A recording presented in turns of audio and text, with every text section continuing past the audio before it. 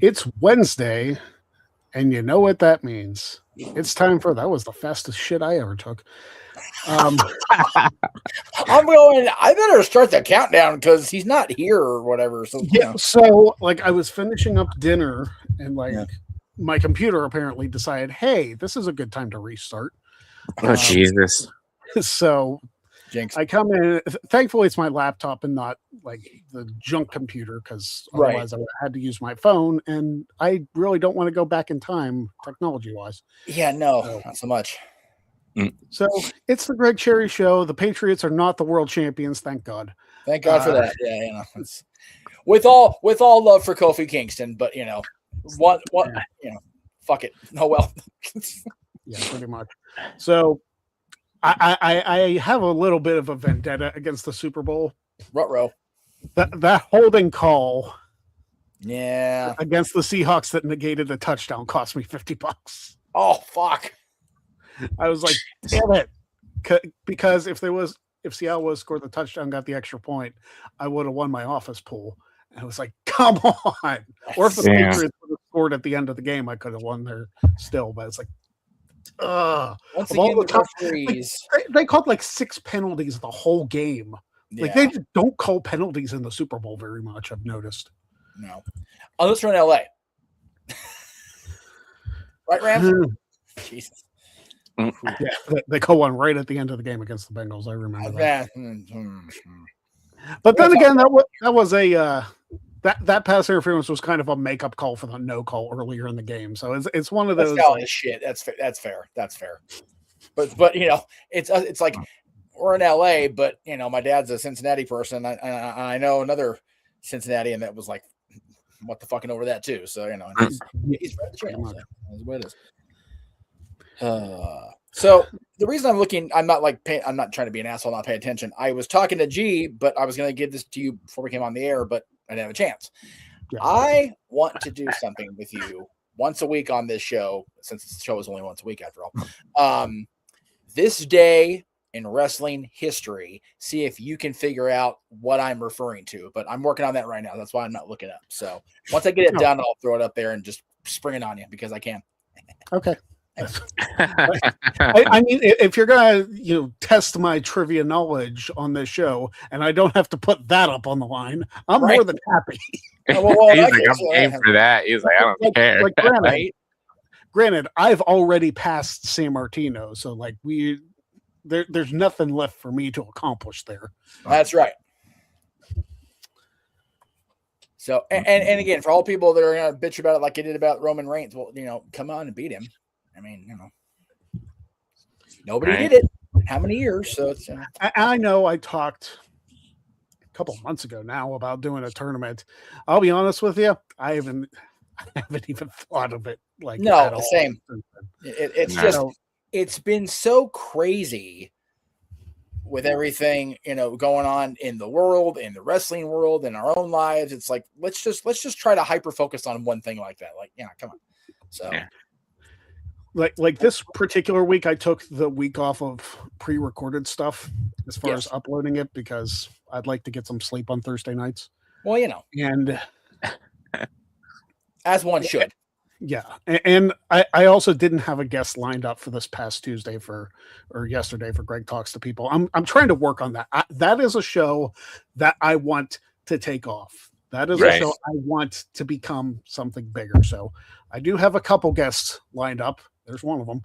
And it's going to be a good time. I should have in the next week 2 or 3 interviews that I'm doing. Because, again, like this show and Greg Talks to People are 2 completely different things. Because this is more of a free form, we just go with the flow. There's a little bit more of a format to that show. So I'm looking forward to that. It's people that I either have or previously worked with at one point or another have accused me of being really full of my own shit. The truth of the matter is I'm not a very what's what I'm looking for, like a regular interviewee. Like I don't do that a lot just because I don't think I'm that interesting to talk about. So I mean, it's, and And also, my life's pretty much an open book. Like, as far as the stuff I can say out here, I'll say it. And if I can't say it, I'll give you a damn good reason why. So it's just one of those, Greg wants to talk to people. I guess I'm people. So we'll fucking run with it. Why not? I'm going to, it says that we're live on X. So I'm taking this off because I don't see it on there. I was wondering. So I'm going to take them off there, and then I'm going to put them back on because what the hell, StreamYard? Yeah. Like, for some reason, it generally broadcasts to both of ours, but it wasn't. I didn't see it on there. I'm like, all right, it must be having a day. So whatever. I guess I wasn't gonna mess with it. It is what it is today. It's been one of those I just go with the flow type weeks, because if I don't, I'm gonna drive myself more crazy. And Lord knows I need more crazy in my life. No, it still didn't post. So the hell with you. Well, then the hell with Twix today. Yeah, Elon Musk, you can kiss my ass. Get arrested. That's right. And I can find that website I did for the New Year's plugs last year and just make you say what the hell I want to say. And I might do that next week if you keep persisting with your Twitter bullshit. Anyway, yeah. I'll be that guy. I don't care. I'm gonna post a YouTube link on Twitter because right there you go. That's right. So Jeff, it is confirmed. I am going to Fan Jam March 1st. Nice. And hang on. Before you do that, if I'm going to say that, I'm just going to throw up a nice. There, thank you. I finally found the Kate. I saw that. That's aha. I gotta go to Walmart and get that picture printed out, that like an 8x10 of the infamous picture, and have him sign it. Like, I was like, if he's there, I have to. It's destiny. It's like fate. That's right. Yeah. The fact that you're available and he's going to be nearby, it's like, Jesus. Like, and if nothing else, Aaron will pop for the fuck of it. So, why not? Yeah, he will. It's good and shit. Apparently Karen's not going to be there. So. Oh. That'd be even better. And then Kurt's not going to be there anymore because I guess he had, what's that? That freestyle wrestling that he's doing on Fox. Oh, Hogan's thing. Yeah. Hogan's thing. Real so American he's going to be freestyle. there. Yeah. So the replacement, they're bringing in the Hardys, but I've already met the Hardys. You never met the Hardys? Really? Yeah, I've met the Hardys. Celeb Fest 2 or 3. Me and my friend, we how long did we wait in line? About an hour and a half. Yeah, a good hour or so for the Hardys. Awesome, man. That's great. Yeah, they have been really like they've been doing these meet and greets at TNA lately, and they've been staying for hours. Like they've been out there with the people longer than the show has run. Yeah. Like they're out there for like post show goes as long as the pay-per-view. It's like Matt, Jeff, like you can go now. It's okay. Yeah. Like, and nope. Every last fan. So their line will be out the ass, like no doubt about it. Yeah. So, yeah. Have fun with that. But it's a party, so why not? Yeah. So I've met the Hardys a couple times before. I met Matt more than once before because Matt worked an indie show. This was 21 years ago. He worked an indie show in his little like blip of time between WWE runs, like that little time in 2005, like when he came back and was attacking Edge because of the whole Lita thing. Sure. I got to see Matt Hardy versus TNA AJ Styles live. Jesus. Oh, that was so fun of a match. Nice. Yeah. And then I got to meet the Hardys, both of them, 5 days after they came back at WrestleMania 33. I guess. Nice. Yeah. I've met, let's see. There's a great meeting Jeff Hardy story that I can't tell the full thing only because it'll get me in trouble with people I don't want to get in trouble with. Like, actually, they're still friends. But I will say that when SmackDown was in Ontario and I had my 15 minutes of fame on Total Divas, part of that, everybody was out at the damn curb, was Jeff Hardy. And I only really got to meet Jeff because a person who I previously called a friend, not a friend anymore, but was also at that show and had a trunk full of pretty much every piece of Jeff Hardy merchandise you could find. Wow. And he's like almost, it was almost like he's gonna back the car up and just like start doing, and he's having me help hold this shit. And Jeff and I exchange a look like, fuck, dude, but whatever. Jeff was super cool about it. It's the thing about Jeffs. We tend to be good-hearted people. These people when we want to be. Yeah, exactly. But I got to meet both Matt and Jeff in person, like along with the entire TNA Championship contingent at Rebellion last year, which is fucking awesome. Thanks to Datilla and President Carlos Silva. That was pretty cool. So yeah, I love the Hardys, and I've been hard on Jeff over the years, but I'm so glad he's got his body right and his mind straight. That's awesome. Yeah. So very cool. You get to meet them, and them over Karen Jarrett, like. Yeah. Well, I've already met the Hardys, so I don't. There's no need. Okay. Yeah, there's no. I mean, it'd be cool for me to see them again, but I'm not gonna wait an hour in line for the. Well, no. Yeah, I want to meet people that I've never met before. So yeah, and me starting to go to these conventions in the last 6 or 7 months. Yeah, is that's one of those things. Like, I had never met Cardona before. I had never met Devon Dudley. I had never met Lita and Trish. I had never met Mick Foley before. So like getting a group of those, and Denise is in there too, but like that's a little bit different. Yeah. I got to meet a lot of people that I hadn't met before, and that was kind of the goal. It's like I want to get pictures with them so I have the memory of, hey, I actually got to see this person.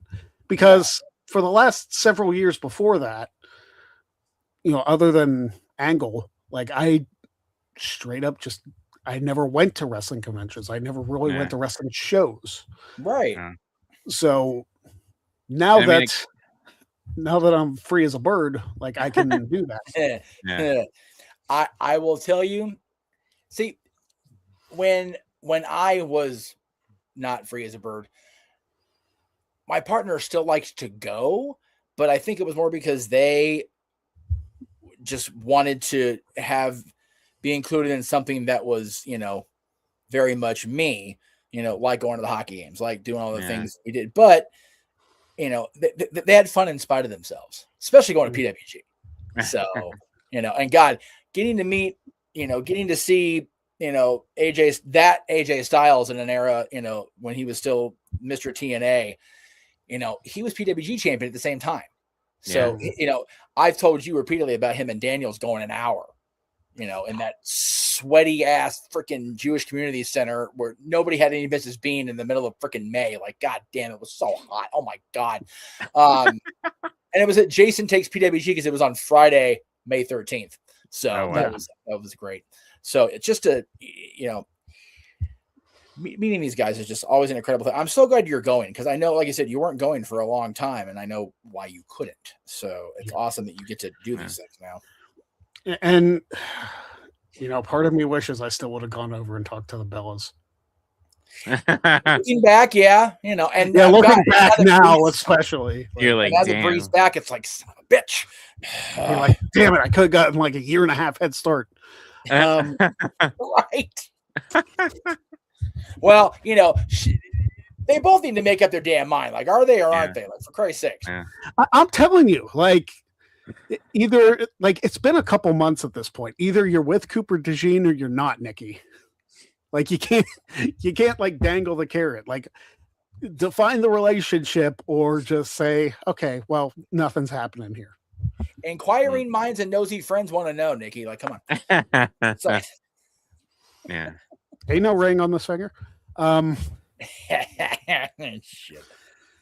Oh, we're gonna get in trouble early today. Got it. Okay. It's fine. I know it is. Is it though? So I want to talk about the fact that I watched Raw on Monday. I watched NXT yesterday. Okay, I didn't see NXT. I didn't see Raw. Yeah, I haven't watched NXT in like freaking forever. Well, I watch NXT because like I like to have some idea what's going on when I watch the NXT post show. Right. So when I watch Sour Graps, I at least want to be in. And that makes sense. That's 100%. Knowledge is power sometimes. Yeah. So it's I don't know what's going on as far as the creative room, or if they're just trying to draw up more stuff for a possible season 3 of Unreal. Right. But honestly, creative. Well, there is a season 3 coming this summer. Well, we knew there would Well, be. But... that might explain why they're doing what the hell they're doing, because otherwise, I don't get it. Like that, there is nothing that makes me feel like this is WrestleMania coming and up. you know, we were saying that going into the Rumble too. Like, it doesn't feel like we're on that grand path. Like everything's building towards. It's like we're treading water here. It feels like everybody's checked out. Yeah, and like I don't want to feel that way. No, I don't want the people working there to feel that way. But something is off. Yeah, majorly off. Well, like, go ahead, Greg. I'll let you finish. It feels like it's the worst parts of the Attitude Era. Okay. Because, like, in the Attitude Era, you had blood feuds. Like, you had these people who just wanted to rip each other apart. But you also had, like, short-term stories that didn't really, like, do a whole lot. And I feel like that's what's going on right now. There's not a whole lot of long-term storytelling right now. And I don't think there has been truly since WrestleMania 40. Yeah. Okay. Like as soon as Cody finished the story. Yeah. You know, there hasn't been much of anything. Yeah. It's funny because I saw a post within the last couple of days saying that how awesome is it that Punk, is really showing he's the best in the world. He's facing a juggernaut in Roman Reigns, although I don't really know if Roman's a juggernaut either. But he's also having this little side hustle with Balor and elevating Balor. And it's like, yeah, it's great to see Punk, have a regular story on TV, since we know Roman is not going to be a full-time participant actively on screen every week. No, he's got like 5 or 6 dates till WrestleMania. I saw that. And it's one of those like, okay, that's fine. But like, where are we going here? Like, what are we doing that is... I have a thought. Okay. Yeah, please. So I think... So as far as like creative wise, I think with Seth Rollins legit getting hurt this time, stalled whatever plans they had. Yeah, for sure. And now Breaker's out with an injury, with a hernia injury.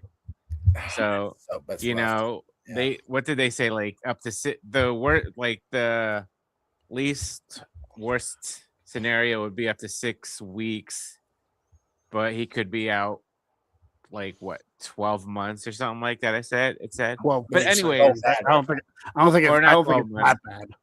But yeah, I think with, like I said, with Rollins getting hurt, that probably stumped them. But yeah, you're right, Greg. Like I haven't felt like there's like this major storyline going on in WWE right now. You know, except like, I mean, you had the whole Drew and Cody thing, and now you throw Jacob Fatu in there. And then with Roman and Punk, I feel like, I hate saying this, but I feel like they're setting up a triple threat at WrestleMania. I don't think they're setting up. I don't, and here's why. I think WWE is doing something that they can't do, and they're playing it safe. Okay. They are playing it safe with their creative to be like, hey, these are our draws. These have always been our draws. Let's keep making them our draws. And instead of pushing somebody and doing something different, they are staying in their comfort zone. And I don't know why. Yeah. Like, how are these other talents supposed to be the future of the company if you keep the same people in the same place for as long as you possibly can till the wheels fall off? And then when they're gone, what do you have left? A bunch of people who haven't reached that upper echelon, and you just have to backfill. You can't do that. Like in the Attitude Era, you had random people getting title shots all the time. You had, let's see, in like 99, you had The Rock as champion, you had Mankind as champion, Triple H as champion, Austin as champion, Taker as champion. Kane had won the year before. Big Show won the title in 99. You had a collective effort of people being champion. And now you have 2 world championships, and somehow you have less people in those spots with double the titles. How do you not have a main event scene out of 3 guys?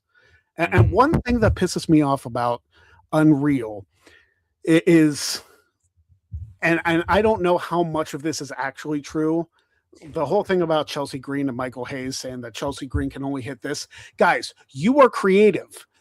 You don't have to set these boundaries. You can push people wherever the hell you want to push them.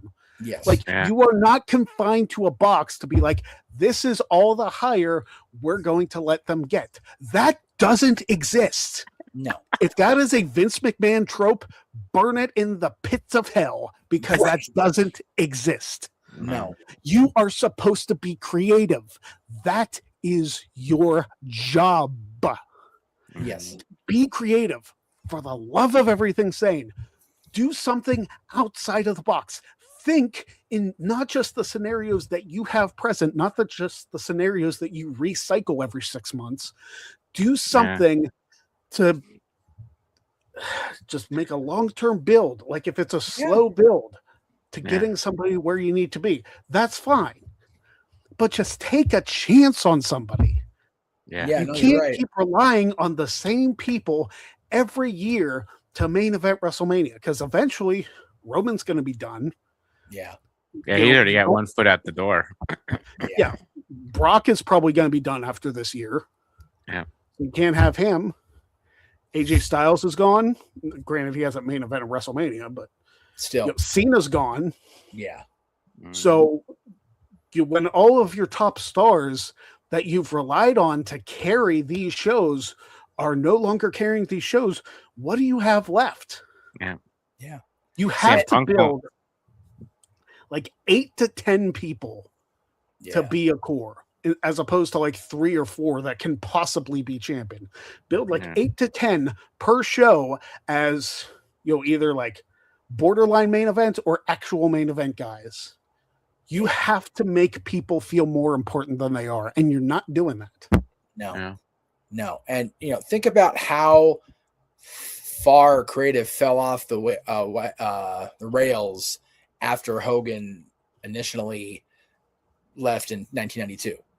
Like, the creative, when Flair and Savage were feuding, the story was okay. I won't say it was great looking back, but it was okay. But the Intercontinental Championship scene carried that company for that 2 or 3 years. Like, my God, Shawn and Brett and Davey, Brett beating Roddy, Brett and Davey, Shawn beating Davey, Shawn carrying it and only dropping it because he had that bogus suspension or whatever. Razor getting it, and then they went into the ladder match at the Garden. That 2 years when Hogan was dancing with leaving and then actually left. Brett was a refreshing change of pace as the WWF champion, but the creative up until 96 suffered. And it wasn't just Brett. It wasn't just Diesel. It wasn't just, Shawn as champion or Sid or whatever. It was just the creative was dog shit. Whereas the creative on the other side, once Hogan went over to WCW, yes, it was repetitive. It was Hogan must pose, brother. But people were tuning in more and more. And then Nitro, and then the NWO, and then all the other shit. Create, the 2 things, we always talk about it on one of the podcasts, cash and creative. They're getting paid ridiculous amounts of money right now to be a WWE superstar. Yeah. If the creative's not there, it ain't worth a shit. Injuries or not. I now that I have a little bit more freedom of where I can go, next time a writer's job pops up, I'll be like, yeah, I'll move. I don't care. Right? I will join the company. I want to be in that writer's room because I want to understand what the hell these guys are doing. No, you're absolutely right. Say that, hey, right. you can't rise above a certain level. Who says? Yeah. Who says you can't rise above a certain level? Because you don't see them there? Well, what if the audience sees them there? What if the audience wants more of that person? Yeah. Nobody will ever do yourself in. Yeah. Nobody will ever doubt the creativity of Michael P.S. Hayes as a wrestler and behind the scenes. But there's only so many times you can do before it's done. Like, give me something different. And Chelsea's so fun to watch. She's one example though. There are some seriously talented people under that WWE umbrella, and like you said, Greg, no more than half a dozen at most are getting that top tier run. If I was in charge of the booking, I'd have Obafemi win the Chamber and win the title at WrestleMania immediately. Yeah. Because if you don't pull the trigger now, you might not at all. This feels like Obafemi is a can't miss. You cannot. If he is not champion at some point in this year, you failed him. Yep.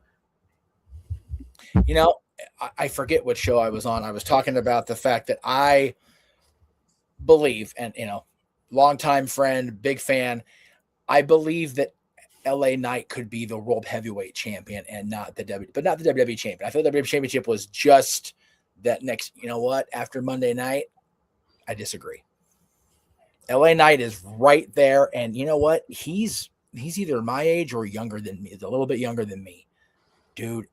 He is red hot. He's damn near white hot.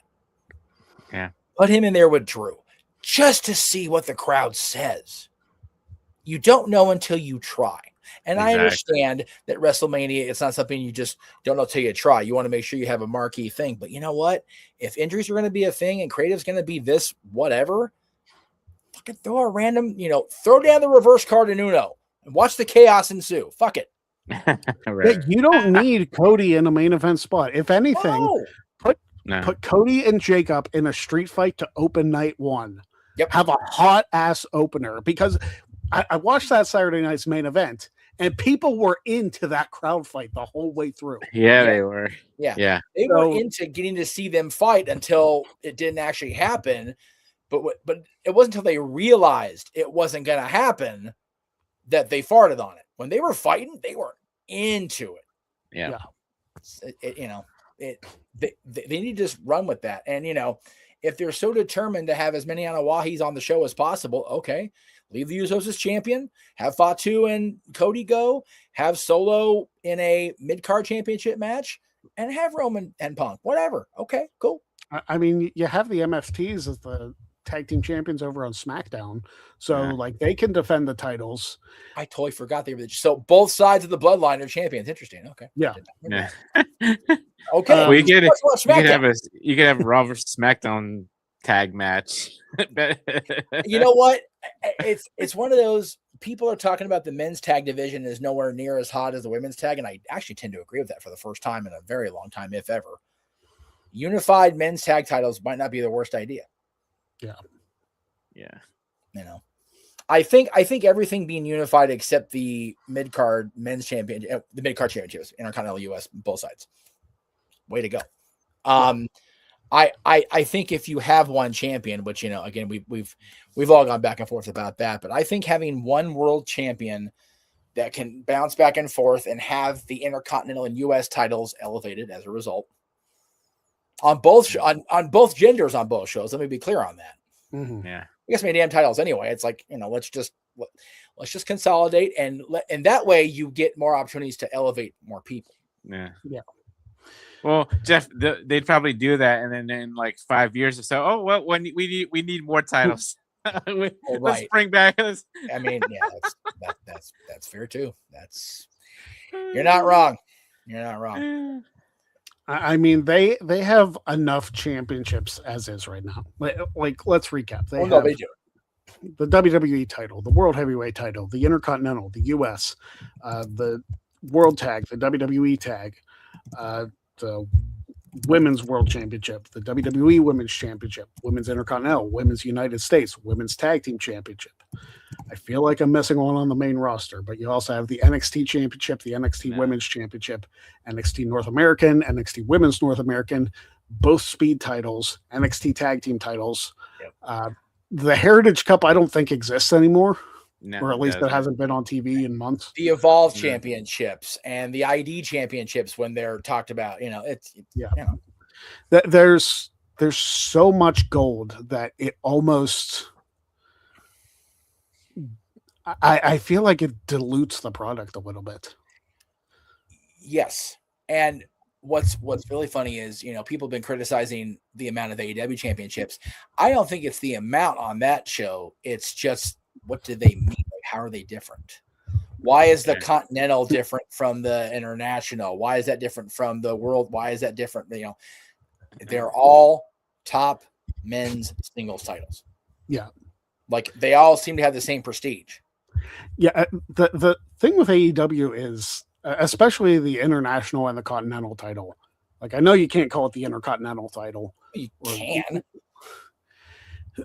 But they also have the TNT title. So it's like, which one is your mid-card champion? You have like 3 or 4 mid-card singles titles, and that's and the national championship. I was going to say, national championship that Ricochet has. The national, I think, should be more like the television title because it's shaped just like the damn thing. But then what do you do with the TNT title? Like, what's the thing is, they've got the TNT and TBS on the women's side and the national title that are basically the same thing. And then those other championships are all like, I feel like I'm in WCW in '93. Like, which one's the NWA title? Which one's the International World title? Which one's what the fuck are you doing? It's exhausting trying to keep track of all. Very much is. I'm not calling for the glory days of the early '90s when there was the World, the Intercontinental, and the tag, and then you had the women's in there, like occasionally. Like, I'm not calling for that. Like, I'm fine if you want to have more than 3 or 4 championships, but you don't need 20. Like, find a happy medium somewhere. If you're going to have a proper brand extension where there is that concrete wall between Raw and SmackDown, then fine. Yeah. Cool. But there's so much crossover. So much. And, every time they say they're going to have a brand extension, it gets scaled back, if not immediately, damn near close. Like, I don't even think they did a draft in the last year. They didn't because I think they really don't need to, though. No, they don't. Well, but you know what? With the titles, they kind of do. So it's like, either you're going to, and you're going to have that concrete wall up where people can't just do what they want to do, regardless if you are Roman Reigns or Brock Lesnar or whoever you think you are. Or you just drop the wall and consolidate the titles.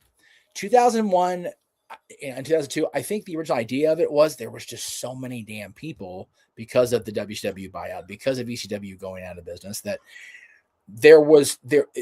I would think the thought process was there's just too many people to only focus, 4 hours of television around the same stories. Like, okay, well, we can do 2 hours of television each week, but have, separate rosters, which again, with 3 hours per show now, you would think there'd be time to tell the world title story, but not have the world title matches on Netflix or, this week it's Sci-Fi, but usually it's USA.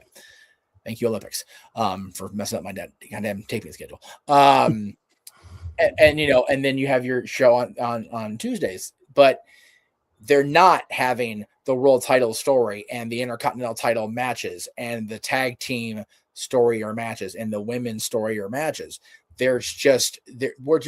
We are throwing so much shit at the wall to see what sticks. You might as well work in a fertilizer factory at this point. Yeah. It's getting to the point where I feel like they just book matches for the sake of booking matches. And don't get me wrong, the in-ring stuff is very important to the product. Yep. But in this day and age, you need the story to go with it. Because, and this is a criticism I have of AEW. Yep. Because, yes, the in-ring action is great. Is it better than WWE? At times it can be. Mm-hmm. I'm not knocking that at all. And occasionally they have better stories than WWE. Actually, right now they probably do have better stories than WWE because WWE ain't got the damn thing going on right now. But of any real, other than Roman Punk, of any real substance, no, they don't. No, they don't. And with AEW, like you look at the Hangman Redemption story where he turned heel, he burned down Swerve's house, he went through all that, like Swerve and him like found common ground somehow after all that. And now they're teaming together, even though Swerve isn't a part of the 6-man tag champs. Yeah, it's weird. Like it's a lot. Yeah, but there's at least a story. There is a story, you know. But yeah, it's the. I am very curious, and I'm going to give another cheap plug to another show. I am very curious to hear what MJF says on CBV tomorrow. That should be a good interview. I think if Max is going to break that wall down with anybody, it'll be Chris. Mm-hmm. So I'm curious. Because him and Chris go back. Yeah. Well, right. You know, but he hasn't been on the show since 2019, which is like, that's 7 years. Was that before he started in AEW or is that right after?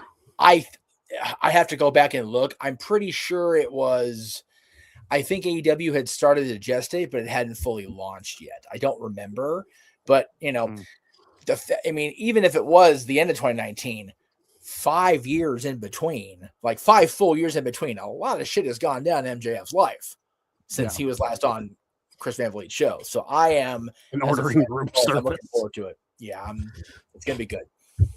All right, Jeff, you mentioned that you had a trivia thing I do ready for me for this day in wrestling history. Yes. All right. So let me see if I can do this with a minimal hassle, which is always an adventure around here, but we'll try it. Okay. Oh, I worked. Okay. All right, cool. So on this day, in those 4 years, and yes, when I say the year, you can cue up Kate. That's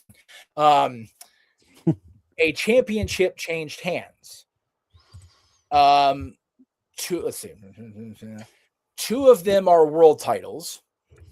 One of them is a secondary title, and one of them is a gender specific title.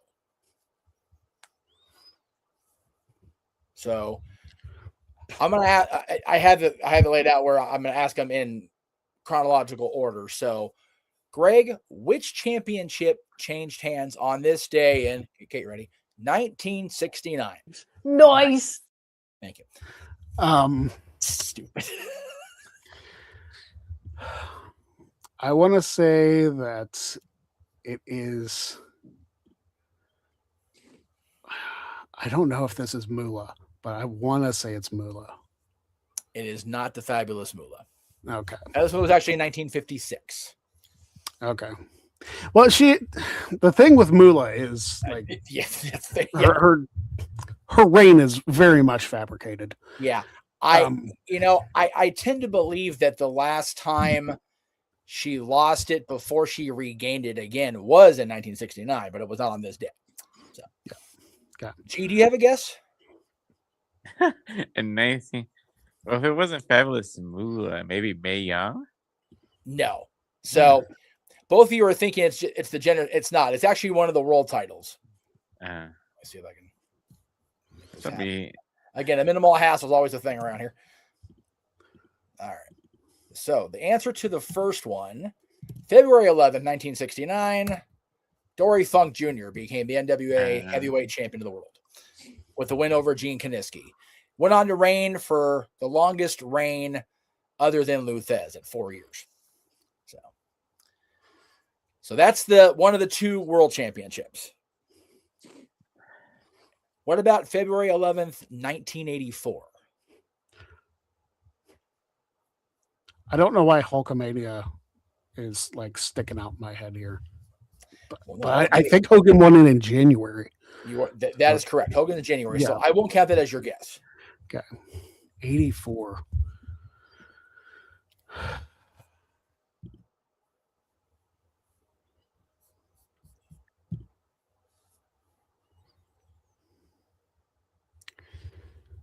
Let's see. Who was women's champion in 84? Would that have been Wendy Richter? So I will say, like, it's not the first WrestleMania where she took it from Leilani. No.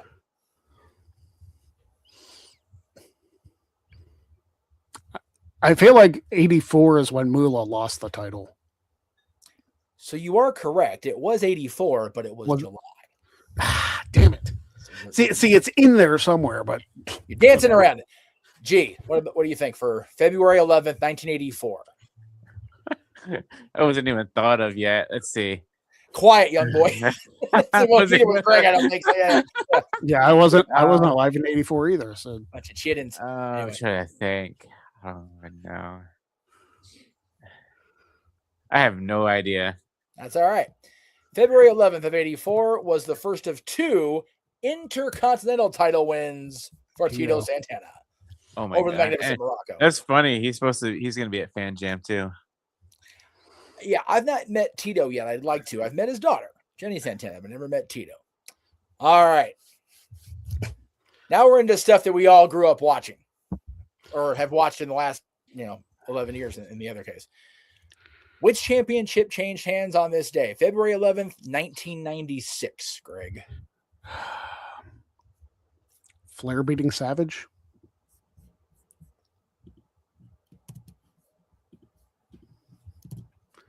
You are correct. Yeah. I was trying to get just historical moments because also at the Super Bowl was the I respect you Booker Man thing with Pillman. But when the other 3 became titles, like, okay, we'll just go with the championship. And why did Savage lose the title to Ric Flair at Super Brawl? Because of who?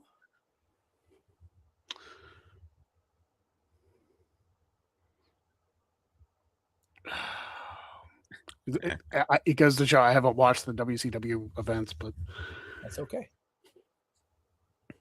Pretty simple when you think about Matt Savage, who would cost him the title.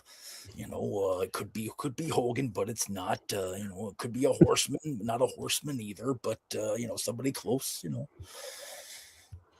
You're just gonna have to tell me because I don't remember. It was Elizabeth and her high heel. Yes, and you never trust a woman. All right, final one, February 11th, 2015. Well, this is obviously let's see. The gender specific championship, yes. Yeah. So this one is not the Divas Championship because Nikki was still champion. Like Nikki reigned through a lot of 2015 as champion. That's correct. Went into Mania teaming with Bria against AJ and Paige. 2015. Is this? I don't remember if it was this date when Sasha Banks won the NXT Women's Championship in the Fatal 4-Way. Boom! I was gonna say if you don't get Sasha, goes in early, like we're done. That's it. I knew it was February because it was like it was earlier in the year because Sasha and Charlotte had a match in December at Takeover. Yeah. And those were the good old days, the Takeover days. Right. And then so not bad. Not bad for springing it on you. You got 50-50. That was good. Yeah. But yeah. Also in that match, the first time the 4 horsewomen had their own fatal 4-way amongst each other. So it's a shame that match never happened at WrestleMania. I'm sure now it could. Right. Like if Mercedes was in WWE, it should happen. Well, if feelings get unbutthurt enough, we shall see. Yeah. I mean, yeah. Naomi came back, so there's always. I mean, never say never. Well, I don't, and again, I'm not as close with Trent as I am with her husband and his plethora of cousins and brothers and whatnot. But I tend to believe that her feelings toward the company were not near as contentious as Mercedes. Could be. So, which is understandable. I mean, she's married to she's married to the family that, if you believe Roman's promo, and I do, the reason that company's still sitting afloat because of that damn family in the last 5 years. So, yeah, I mean, Mercedes, Greg argues, and it's hard to argue the greatest of all time, if not certainly the greatest of the last decade, or however long she's been on. So see it the decade plus. Yeah, decade plus. Yeah, and which is fucking crazy that the thing with Stephanie introducing the 3 of them on TV was 11 years this July. what? Yeah. But you know, Holy shit. it's like, pardon me while I go get my spine curvy medication again. So yeah, next week I will have 4, hopefully, from February 18th. If not championships, it'll be moments. Yeah. So, I just figured just to give us, we did Weird State Laws, and that was always fun, but you can only do those so many times before you go, I already know this one. So yeah, we'll have to bring back. Wednesdays tend to change every year. So I feel like once Maddie is back on a more regular basis, we might implement the Weird State Laws again. Because hell yeah. I mean, we made the graphic for him crying out loud. And some of those, even now, when I go back and watch or we do new ones, I go, what? Yeah. Like, how is, and what's really scary is some of them are still active now. Yeah. I was so happy when we had Maven on the show. I think it was the last time we had him on the show. It might have been the time before. And he confirmed a couple of the Weird State Laws of New Jersey. Right. So like, I felt like this segment at that point was vindicated to be like, hey, some of these are still. So that, which is crazy. Oh, here, yeah. Okay. So yeah, I'll definitely have titles for sure next week. I just was looking up this stuff anyway. But no cheating next week. If anybody had the integrity on the Wrestling Trivia Challenge stuff, it's definitely Greg Cherry. So there you go. I've probably lost some of it. Like, I probably since I've been out of it so long. Now, granted, like, I did a couple trivia matches for CWT, and like, I still did pretty well. I beat Scott Gotta again.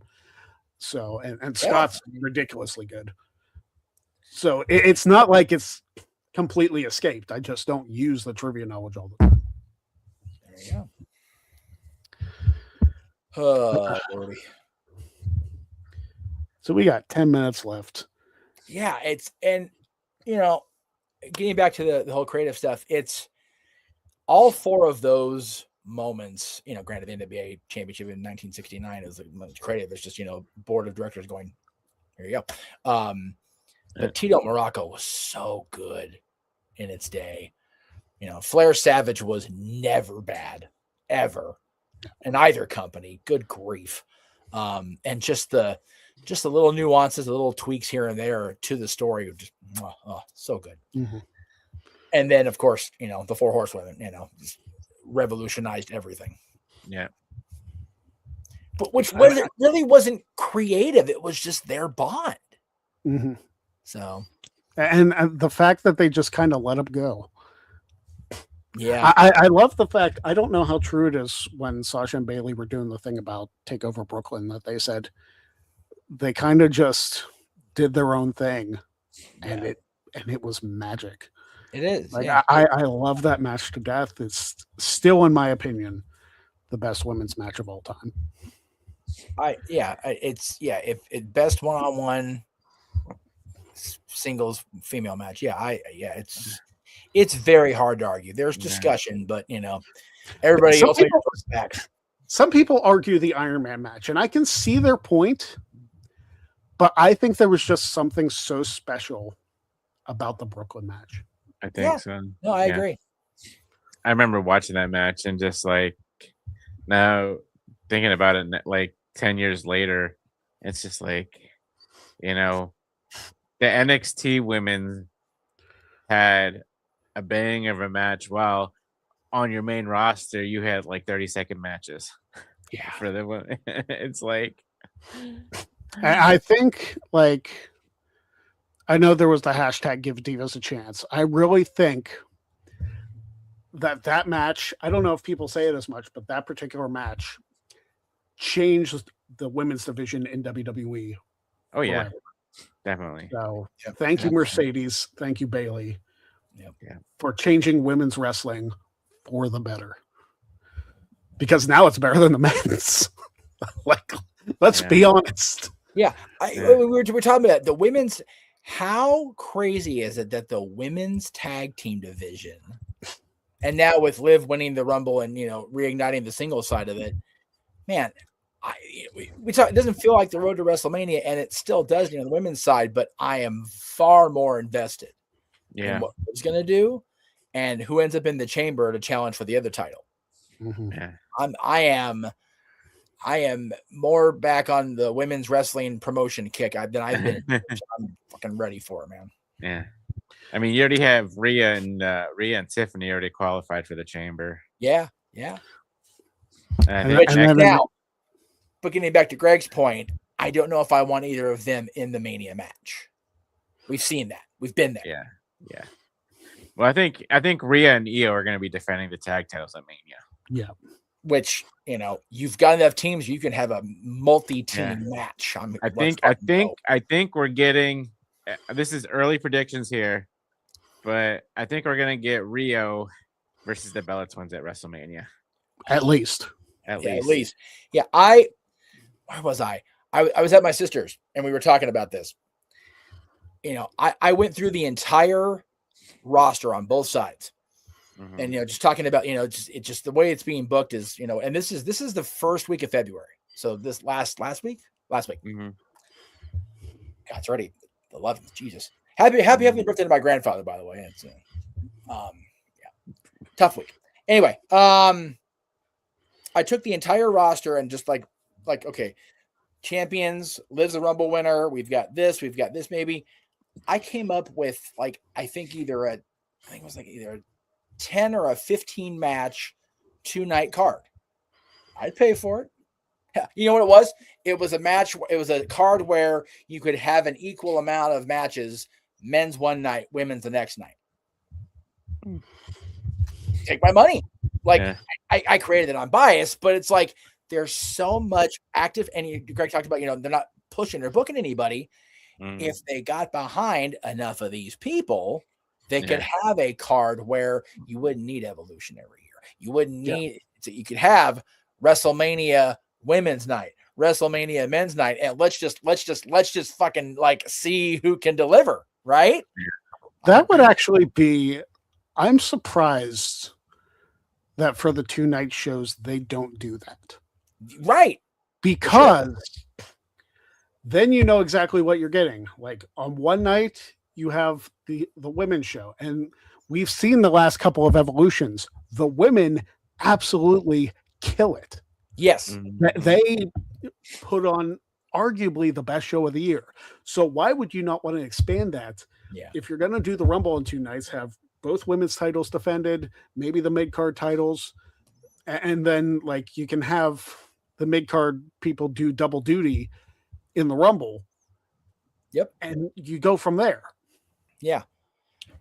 And then you do the same with the men's. Yeah, I would say do it where one of your 2 mid-card titles has the stronger story going into the end of January. Same with the world title, the Rumble, and then let's just have these 2 blow off steam or have some sort of story but no title. Yeah. You've got 4 matches, 3 hours. Okay, cool. Yeah. You do a 3-hour show if you need that long. Right. You can do 2.5. Yeah. Because stretching 4 to 5 matches out when one of them's the Rumble, a little challenging to do.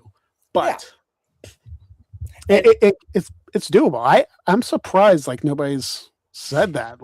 I've seen a lot of discourse about the night 1 and the night 2 and whatever. It's make one the women's show, make one the men's show. And that's how you do 2 nights. The only possible backlash, not the pay-per-view, to that would be, well, this one didn't sell out because it's this and this one, and then you have that conversation come up, and the IWC will hop on that like flies on shit. That's the only potential drawback I would see with that, if I'm being honest. I mean, I guess, but I'm the one booking it. I'm here for it. Please do this, because there's even if the creative is what it is right now, the talent on the WWE roster warrants this kind of presentation. Both genders, period. Yeah, it just does, and we're far enough along from the women's revolution into the women's evolution that just fucking book it. If it bombs, and you know. But if it doesn't, then you've got, and again, it could be potentially becoming formulaic in that case. Yeah. But if you interchange the talent involved, it doesn't have to. Yeah. Damn it. I think we need at some point to do a fantasy booking video and book like a wrestling supercard. Okay. WWE, AEW, TNA. Okay. And we just book like it'd probably be a 2-nighter, like eight matches a night. Yeah. Yeah. And we're not saying we're going to have the champions face each other, because the story's got to be there too. Mm-hmm. Like right now, I love Mike Santana. I'm not booking him against CM Punk or Drew McIntyre right now. Like, where's my story there? Or either of those two. Well, maybe Punk and MJF because reasons. Yeah, Punk and MJF. Here's the thing with Punk and MJF. That would be perfect because they were supposed to go into a feud. Yeah. And then, Brawl Out happened. So. Yeah. Although I'm, MJF and Drew sounds fun. Oh, MJF and Drew would be fun. But here's the thing. They're both heels at the moment. Well, so... And they're both becoming expert social media trolls. Yeah. There could be that aspect to it too. I mean, you could make it a triple threat. Well, or a fatal 4-way. You don't know. I'd be curious to see how Drew McIntyre responds to MJF's over the top trolling and how Max responds to Drew's little swipes. Yeah. It'd be fun to watch. Punk could just be like, fuck, I'm just going to kick your head off. Like, whatever. I don't care. Mm-hmm. But yeah, again, there's intrigue there. That's the beautiful thing, Greg, about being a wrestling fan right now. As much as we bitch about creative, as much as we talk about we either love or hate Unreal, there are so many talented people in so many different companies. Yeah, turn on TV any night of the week you want. You're gonna and like we've always said on the other channels, G, if you turn on wrestling any night of the week and you don't find something you like, you're better off not being in the fandom. If we're being real. Yeah. There's something for everybody right now if you just want there to be. Yeah. And if you're gonna hate watch it, then please fuck off. Just please fuck off. Like really. Looking at you, Russo. You know what though? I'm curious what JCW does in Vegas. Like I'm curious where they go. Now listen, they lost Cardona. Mr. Anderson. He's right there. He's the champ. Yeah, he's the champ.